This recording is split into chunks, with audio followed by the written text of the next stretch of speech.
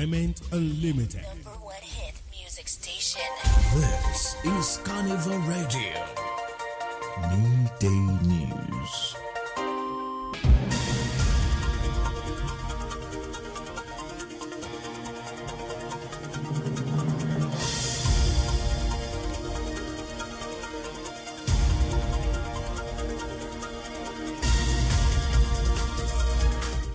Good afternoon and welcome. I am Joseph Oikola with the Carnival Radio Media News. In the news this afternoon, the Federal High Court in Abuja on Wednesday refused the bail request made by 5 alleged Al-Shabaab terrorists who allegedly attacked a Catholic church in Oyo Ondo State, leading to the death of over 40 worshippers dead. Justice Emeka Nwete, who dismissed their bail application, held that the terrorism charges against them were capital in nature.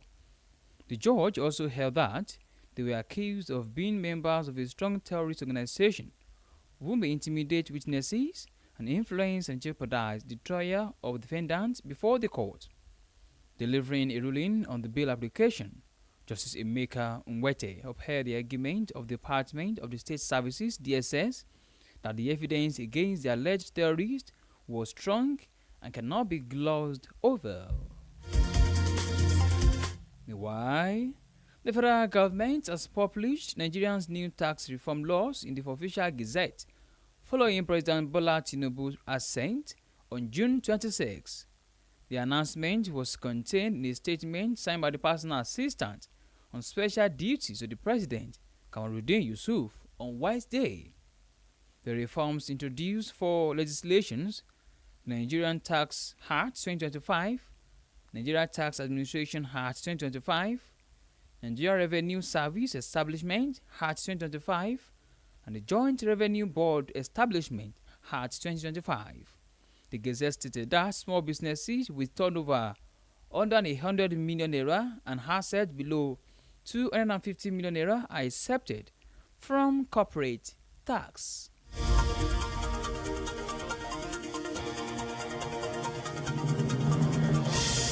In the meantime, the national leader of the new Nigerian People's Party and its 2023 presidential candidate, Rabiu Kwakwanso, on Tuesday met with party stakeholders in Cross River State to map out strategies ahead of the 2027 general elections.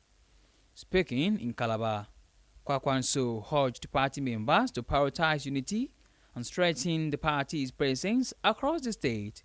He added that the party must work with one mind if it hopes to win both the state and national election in 2027.